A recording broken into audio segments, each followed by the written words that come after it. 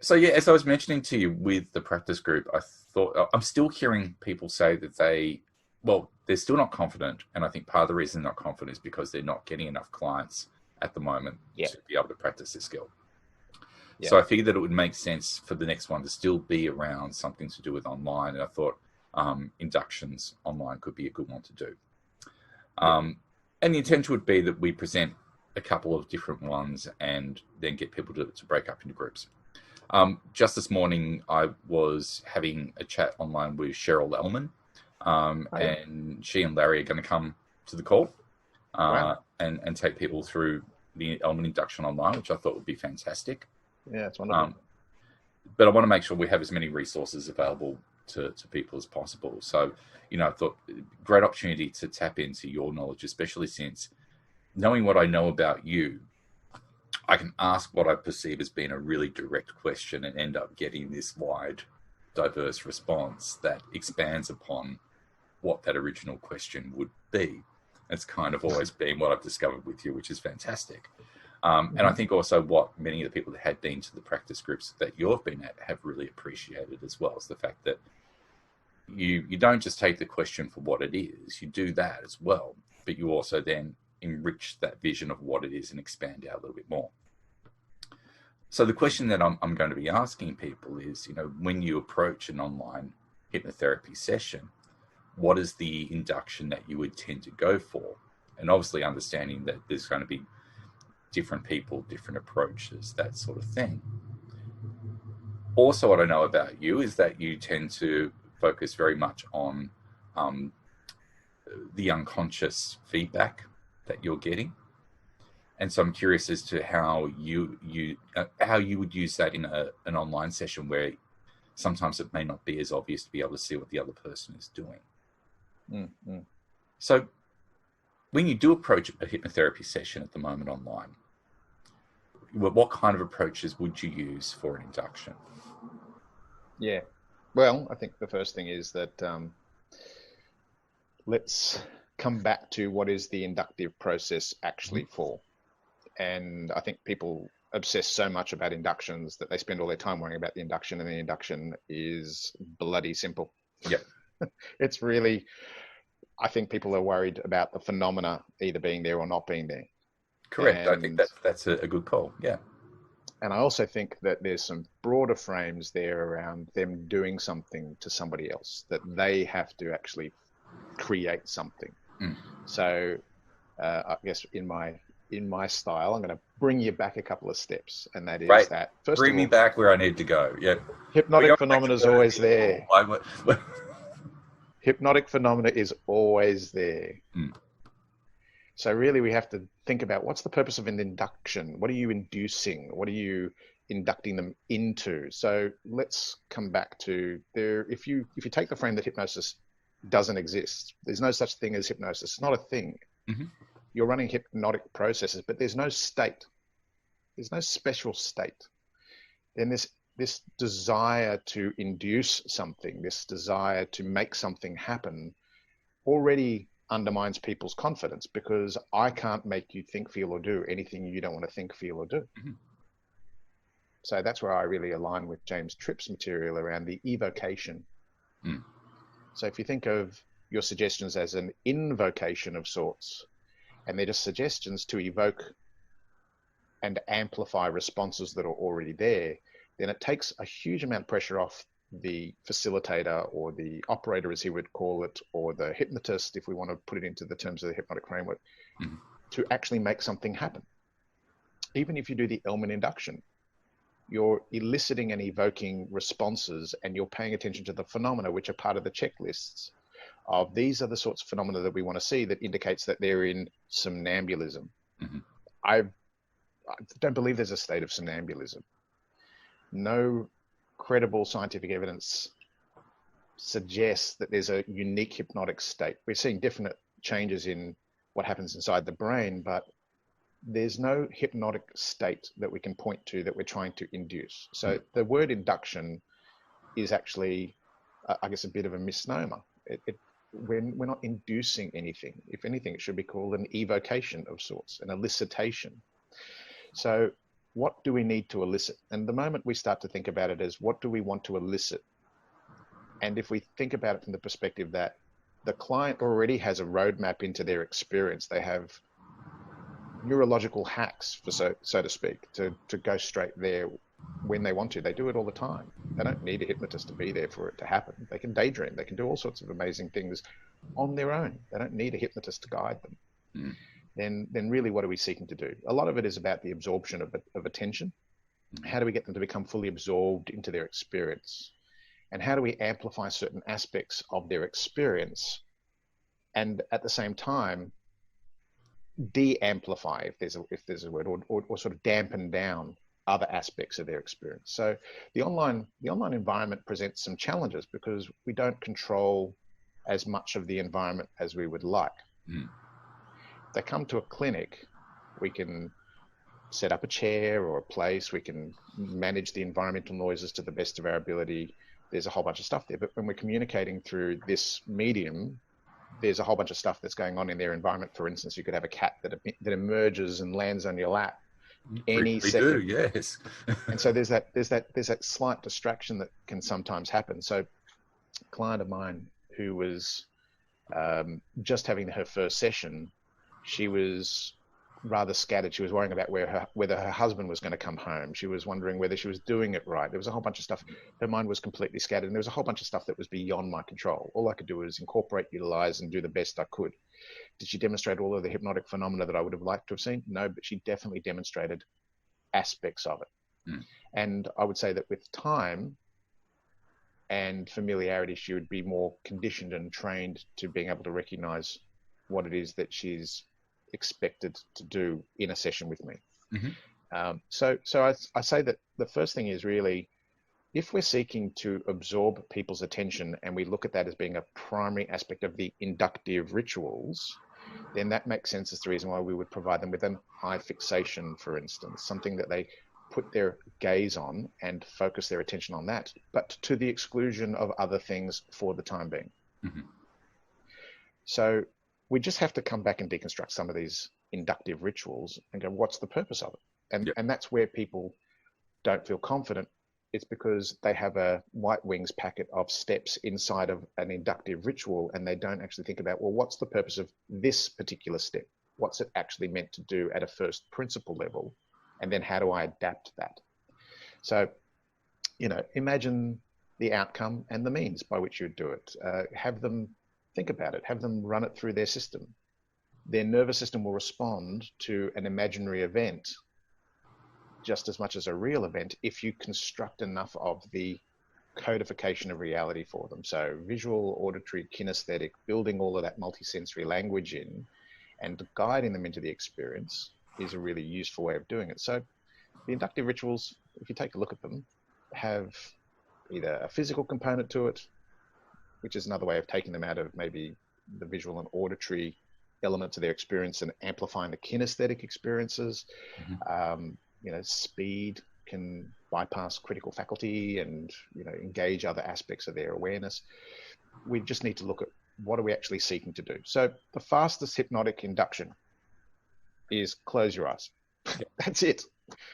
And you're done. Now everything else is an amplification of the experience they're having. You've shut down the visual external data stream, and you're now getting them to engage with the visual internal data stream. That's it.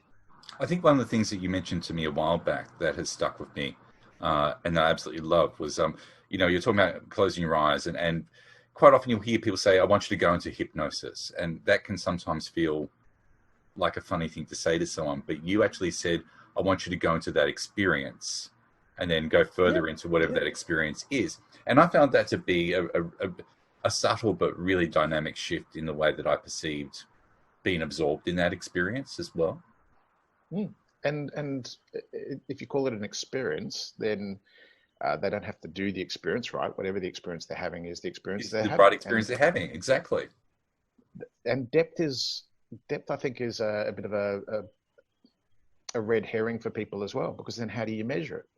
And usually the way they've measured depth is through the demonstration of certain hypnotic phenomena. As they supposedly go deeper, then certain phenomena becomes more amplified. So if we look at it from the perspective that there is no such thing as hypnosis, there's no special state, and we're just looking at what the phenomena is, then what's the phenomena that your client can do right now that they do really well that you could leverage into other phenomena? And I think that that's where a lot of hypnotists don't actually spend time trying to work out what do their clients do really well and working from a strength-based approach and leveraging that into areas of, I guess, less accessed experiences.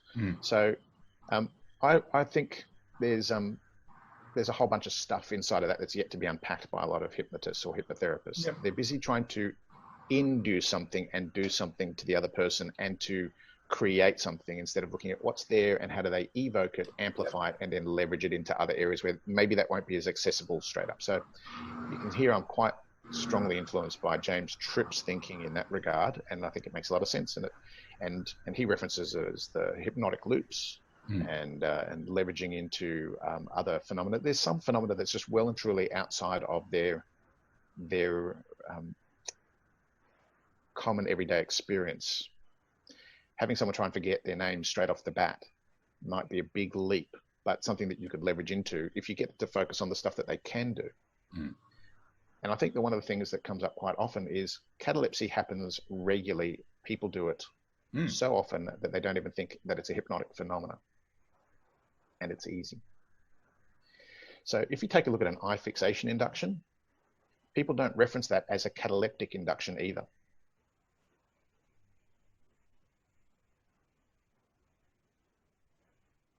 There's a big sort of pause there. Yeah, because you just stopped and became still. So I just noticed how you just thought about that and became still. You're watching the unconscious feedback again. So, but you just went, yep. And then you went, and in that moment, as I processed it. Yeah, so were you hypnotized?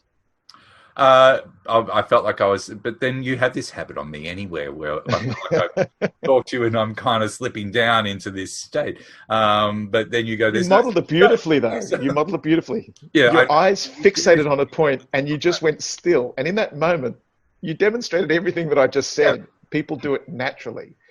Now, was there an amplification of that into, more of that direction of your attention more internally, but you definitely had your eyes open. You were definitely looking at a spot. You stopped moving. All of those other rhythms stopped and you just became still as you were processing.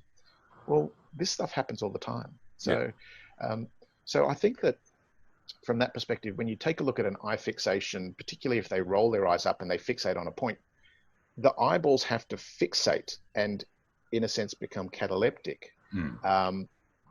For a brief period of time.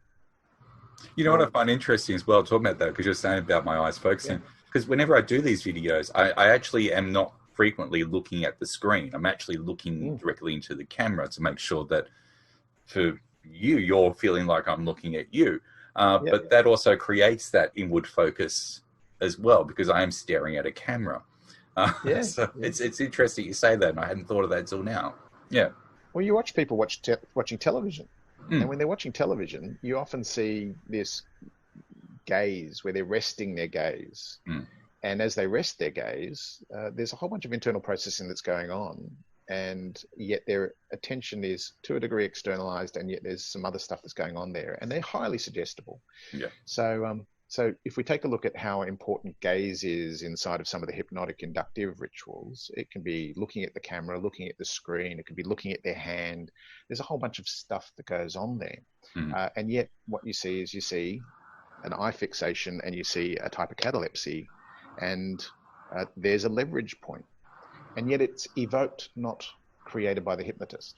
Yeah. So I think that's why people feel less than confident. It's because they are busy trying to do something to people instead of seeking to evoke and cooperate and utilize what they're already getting.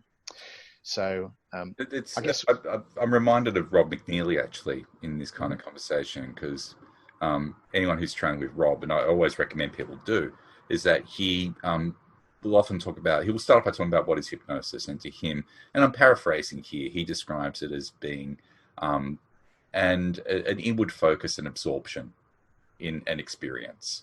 And so that's why he'll utilize, getting people to talk about something they like doing. There's some everyday activity that they like doing to help leverage into that resourceful state, as well as getting them into that state that we know as hypnosis. Yeah, and even then, there's no state. I think this is the thing is I keep using that word, and I know you don't like it's sort of sloppy language, isn't it, to a degree? And I still fall back on it. And I think the thing is, I guess being reasonably agnostic about it is useful, because you go, all right, well, I can use it if that's useful for the client. So if I know that, for instance, you're looking for a particular state, for you, it's a state of hypnosis. And we seek to evoke that. I mean, this is where, for instance, effect bridge inductions are quite useful, because you have a person describe some of the stuff that they've experienced. And particularly, have you ever had an experience where you've had your eyes closed and they feel so relaxed they just don't want to open? Have you ever had that experience before? Yes. Yeah. Okay. So just describe a time when that happened for you. When I'm in bed, Yeah. in the morning, particularly when I'm just waking up and I'm feeling relaxed, and maybe I might notice that it's the sun's beginning to come up, or that kind of signs that I'm noticing that it's almost time to get up, but I've still got that period where I can just relax back and feel the softness of the pillow, and have the cat next to me purring, and all those things that make me feel good in the morning before I get out of bed. Yeah. So notice you've given me a whole bunch of useful information. There's a particular time, particular place. And just out of interest, when that happens and you've got your eyes closed and you're noticing those things, for instance, the light and just behind your eyes, and it's that time where your head's on the pillow. What's the quality of experience that you experience in your eyelids? What's the quality of the experience? So if you were to close your eyes and to go back to that moment in time, where do that now. Just give it a crack there. Just as you're lying on the pillow, and just go back to that particular point in time where you're lying on the pillow. That's right. Notice how your eyelids might be fluttering now. That's right. And they can intensify as you go deeper into that experience. But just notice what it's like. And I'm just going to invite you to just describe the sensation that you experience with your eyelids. What's your eyelids like? My eyelids are feeling heavy, but it's more a calmness across the chest that I'm noticing. So your eyelids are feeling heavy, and there's a calmness across your chest. And what happens next?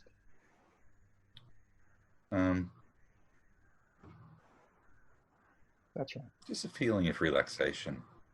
The feeling of relaxation. And whereabouts is that relaxation? Across the head, the side of the head. Side of the head. The eyelids are feeling heavy. Yeah, across the shoulders. And I'm just going to invite you just to come back to your eyelids and those heavy eyelids. Imagine those eyelids being so heavy and so relaxed that they just won't open. Can you imagine that? Yes. Can you imagine that happening? And it happens automatically. Can you imagine that? Imagine that happening automatically, and there's nothing you can think or do to stop it from happening. It just continues to happen. When you're certain that it's happening now for you, try and open those eyelids and go even deeper into that experience now. That's right, even deeper now. And when you've got the lesson on the inside of how you can use eye catalepsy quite quickly and clean languaging, then feel free to open your eyes only as quickly as it takes you to deepen your learning and understanding now. That's right. It's a nice simple. Now notice when you watch the video, you'll see that you've got a whole bunch of stuff going on with your eyelids and how heavy they are, and you were starting to, your head was moving forward, and there was a whole bunch of stuff there. Now, how long did that take? Oh, seconds. But what we've done is elicited some of the information that was useful for you at a time and a place where you were relaxed and comfortable, and you give me high quality information as part of your sensory experience, part of your mental map. And all I've simply laid in now that it's starting to happen for you is I know what I want as a hypnotist. I want to see some demonstration of hypnotic phenomena, and particularly the eye catalepsy and the potential stuck eyelids, which is pretty much one of the key components of the Elman induction. And a lot of other hypnotists that I've seen go straight for that eye catalepsy as a rapid way to get into an experience. But it's a phenomenon. What do we got? We've got eye catalepsy, and then we get this, the feeling of stuckness, the automaticity around it. And what I've laid into that is now the automatic imagination model from Anthony Jacquin and I can't remember his business partner's name at the time, but Anthony's work there around the AIM, the automatic imagination model. Imagine it happening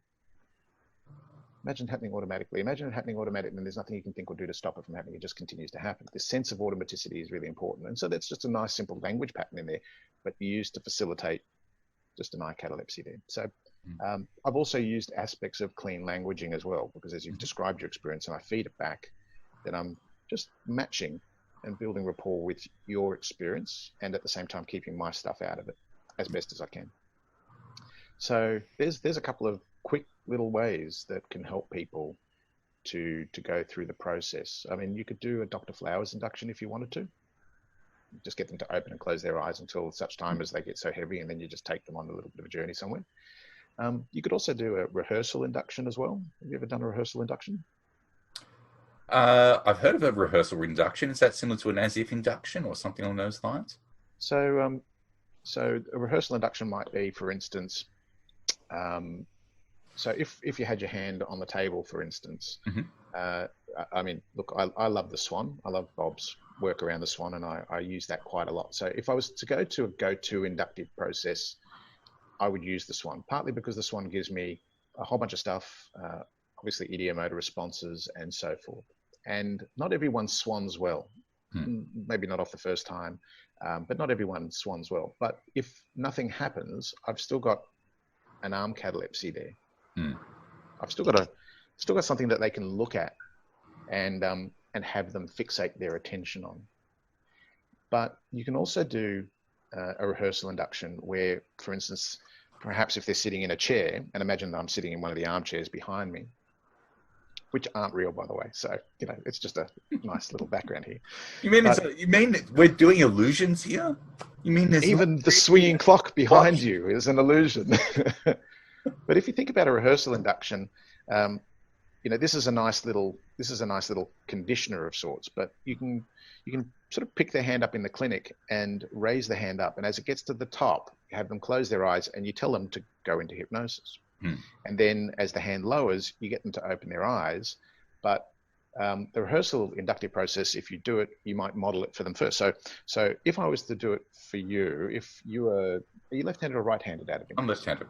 Left-handed, all right. So if we would imagine using your right hand for this, and I was to pick it up by the just on the wrist there, if I was to lift it up to the top, just like this, close your eyes and go into hypnosis. Then I'd lower the hand, and as your hand lowers and touches the chair, you'd open your eyes and relax even more. Then I would lift the hand up, you'd close your eyes, and then as I lower that hand,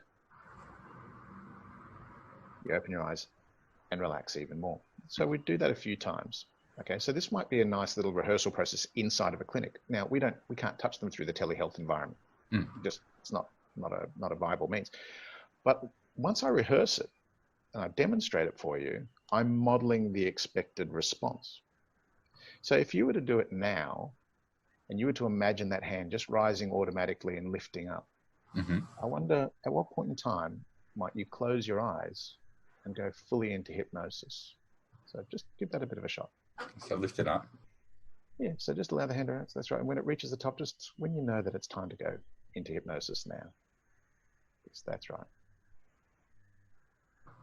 And when you're ready and you get that sense that it's right for you to lower that hand only as quickly or as slowly as it takes you to deepen that feeling of relaxation. When you know you're at a deeper level of relaxation, just open your eyes and relax even more deeply into that experience.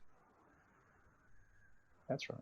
And notice that as it lowers just to that right speed for you, you can take as little time or as much time as you like to just deepen that even more. That's right. Doing perfectly. Doing perfectly. When the time is right and your eyes open. That's right. You can lift that arm back up again. And you can just do this a few times, right? Now, just out of interest, what was that like for you? I didn't feel that one was as effective for me as what the previous one was. Yeah, but that was only one round. So Yeah. I would actually get you to do that a few times, right? Because it's a rehearsal process. We're just rehearsing going into hypnosis. We're actually not going into hypnosis. Mm. And then there'd be a point in time where the hand would just stay there, and you just go, and that's right, that hand can just stay there. And as that goes. Now, the interesting thing about this is if you do it really well with your languaging, they actually never leave hypnosis per se.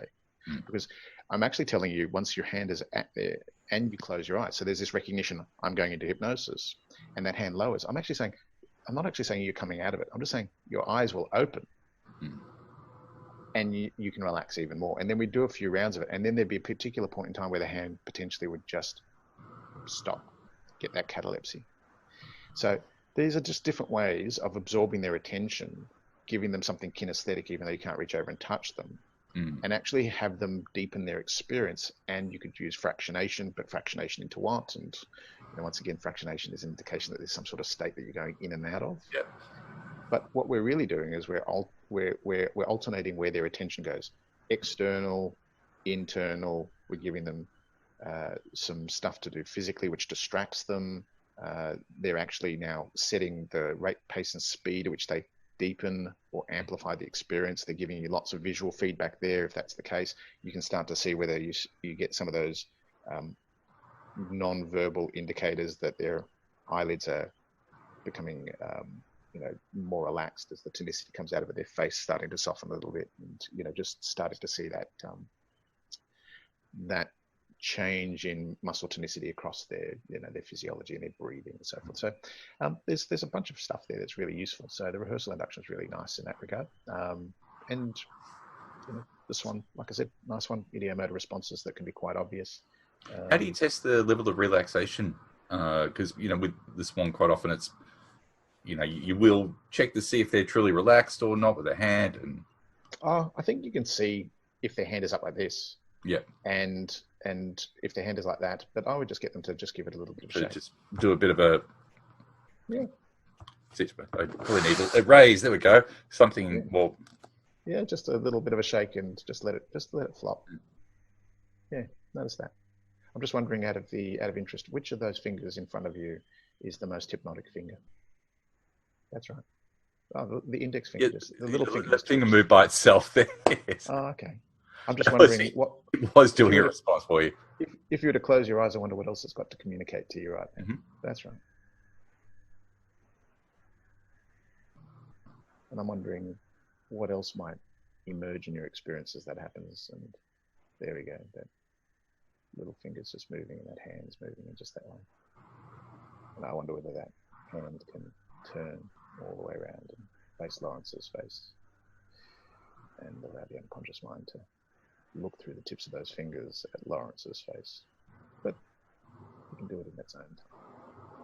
That's right. Doing perfectly. Whenever you're ready, when you've got what you need, feel free to come out all the way this time, from wherever you were to wherever you are, in whichever way is right for you. That's right. Notice that little finger moved again. It does. Your eyes opened. So there's a whole bunch of stuff. I think also because my arm is kind of resting on top of a spool of blank Blu-rays at the moment probably doesn't help. It's not resting on it. But at the same time, I could feel that response coming through. So yeah, and it happened naturally. It happened spontaneously, and it's just having the eyes and ears to see and hear, but also recognizing that we're constricted by what the camera picks up as well. But I think I've demonstrated quite a few times here already just how simple and fluidly it can work, and the use of direct and indirect language and authoritarian permissive styles. I think that the more comfortable people are with going back to first principles rather than looking at a White Wings packet of steps inside of an inductive ritual, and actually unpack that and go, why is that there? And does that have to be there? And to actually be okay with stripping stuff out and going, what's the guts of it? Yep. And so, yeah, I love progressive muscle relaxation when it's appropriate for people who are highly analytical, and I'll take them through it, and I just want to bore the crap out of them until their minds just go, you know what, there's not a lot of interesting stuff going on here. But I'll be layering the therapeutic work inside of it as well. And because I have a tendency to work content free, and very process orientated in my approach, I don't have to do too much. I trust that their innate wisdom is going to get what it needs from the suggestions, and that it's artfully vague and ambiguous enough for them to put it all together. So I was doing some research on the Jeffrey Stevens protocol and Rob de Groof's teachings of it, which is a 10-step process. And it would seem to be that Jeffrey Stevens also moved in the direction where I think he calls it the golden box, where it's very much around the unconscious mind actually resolving the issue itself and not necessarily being too prescriptive and too directive in the suggestions for the therapeutic outcome. So I don't know too much about that, but it was interesting that I noticed that the way I naturally approach stuff seems to be in alignment with that type of thinking as well. So I think part of the challenge is rising above the level of our education when we go through colleges, recognizing that in the beginning, those color by numbers approaches are very useful for helping you to take what is a structured conversation of sorts and make sure it comes through to some sort of logical conclusion with benchmarks that you're seeking to meet. But to also recognize that there is no such thing as a hypnotic state. There is no induction into anything. You're not taking people out of stuff. All of that stuff is just metaphor. Into, out of, deeper, lighter, shallower, brighter. All these sorts of things are also, to a degree, submodalities inside of the field of NLP's approach to the modalities and the qualities of the experience that people have. So if they tell you what it is that does it for them, they're giving you high quality information that allows you to structure your inductive ritual on the fly to elicit or evoke the responses that are already there inside of their nervous system. So one of the presuppositions of NLP, people have all the resources. I don't believe that. I believe that people have all of the internal resources. And when it comes to this stuff, they do it quite naturally. So I think people just goofy foot themselves by trying to make stuff happen. There's a lot there for, I think, anyone who's going to watch this to unpack, which is great. I think one of the benefits of having these conversations is to be able to provoke thought and for people to consider the various different models that might exist for this thing that we know as hypnosis. I think what will be really interesting is anyone who watches this, who comes to the practice group and decides that they want to practice with someone utilizing some of the things that you've shown today would be really great. So cool I'm keen to jump in on that one. And also to see how Larry and Cheryl go about teaching the Elman induction, and just hearing from them. But keeping in mind, Dave Elman was very direct, very authoritarian. You can do it. Close your eyes.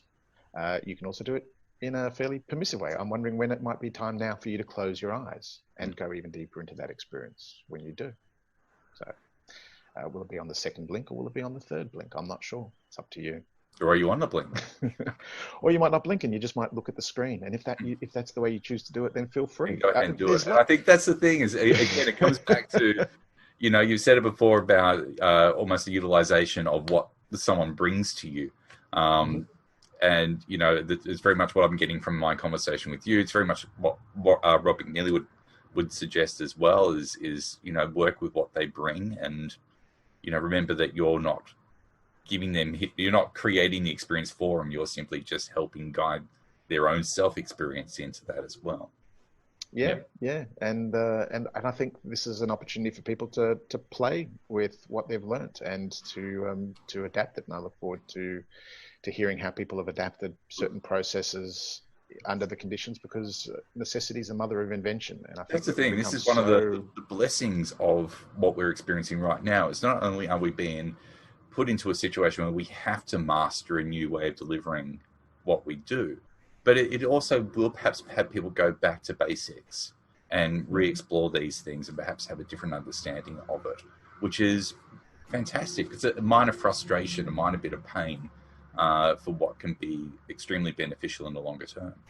Yeah, and remember, the inductive ritual is this much of this much that's going on inside the session. If it's hypnotherapy, then be mindful of the therapy you're doing.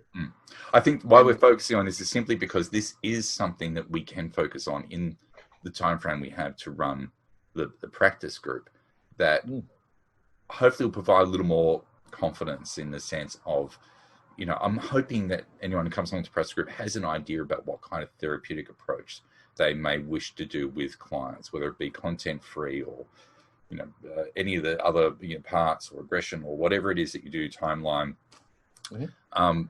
But more that this is something that we can practice within a 2-hour period. We can explore within a 2-hour period. And I'm hoping that even just getting more comfortable with doing this is going to be able to help build people's confidence in how they approach online sessions over this period of time where we're required to do that. Yeah.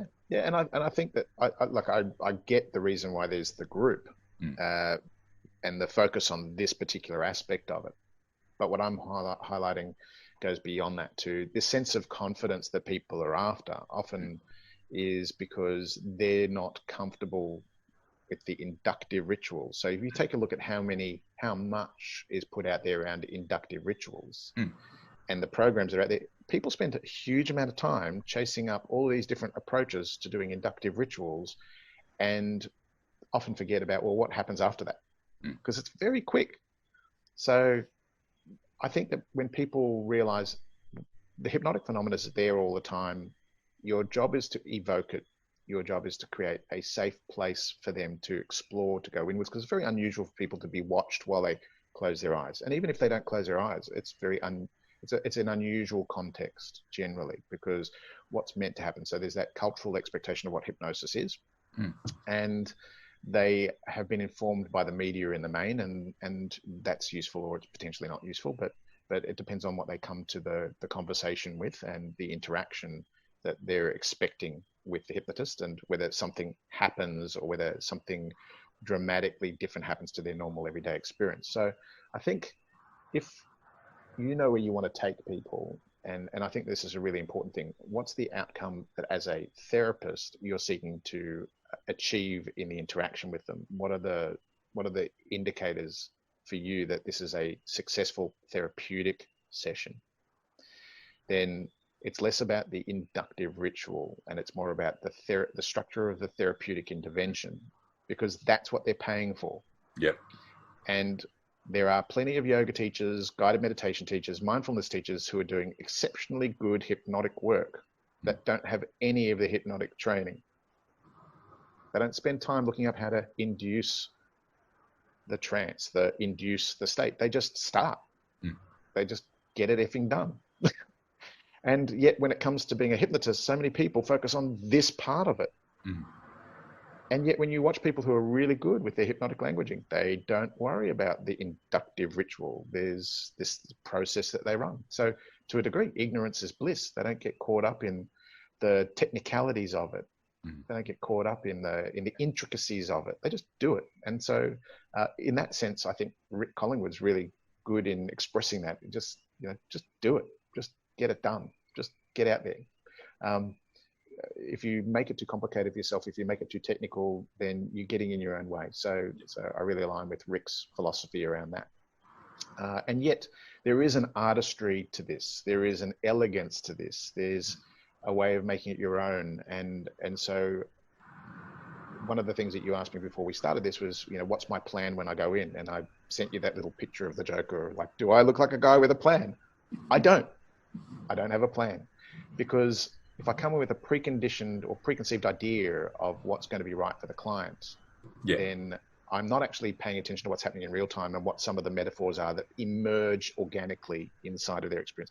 I might miss, for instance, some of the elements of what they stress in their wording that indicates that this is something that's maybe a golden thread that I need to explore. I don't have a plan.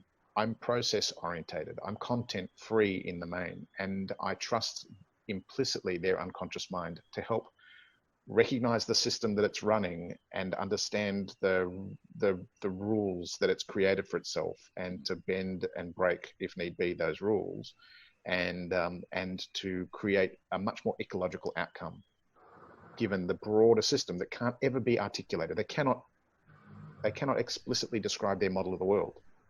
but I trust that there's a part of them that absolutely knows how that system is running, and that the symptomatic stuff is a type of course correction that isn't working well for the system. So I have that frame around it, and so that's what I'm seeking to elicit and facilitate inside of these experiences. And perhaps that's part of my new code NLP training, as opposed to classic code NLP training, which is about the installation of strategies and the NLPer or the hypnotist or the operator, however you want to frame it, structuring the strategy and then installing the strategy. So that was perhaps an old way of looking at it, which I think comes back into the very directive authoritarian style, as opposed to the more invitational, permissive, artfully vague, indirect approach that Milton Erickson brought, which is very much around helping them to make their own sense of meaning and come up with their own solutions and to connect them to resources. And so I think there's time and a place for each approach. Yep. But I have a tendency to use direct and indirect language, and to facilitate without telling them what they should be doing or how they should be doing it. I think both of us agree that there's not necessarily a right or wrong approach for any of this. Whatever approach that you use that works for you is the right approach to use. So, but at the moment you're scripted, you don't have. The moment you're scripted, there's lack of flexibility. Yeah, and that's what I'm coming back to, is that being flexible and adaptable and incorporating and utilizing it does take time. So you start with the structured approach first, but recognizing that a lot of the scripts around inductive rituals are rather inflexible. If, for instance, Elman induction, people can't make pictures inside their head because they have aphantasia. They don't see pictures. Well, the pictures never existed, but there might be other things that they can play with that that result in things disappearing, which is, supposed to be the sign of somnambulism. It's not really. People forget stuff all the time. Things drop out of their attention, distraction, shock inductive processes. They'll drop things out of people's attention quite quickly. So, it's playing with this stuff really.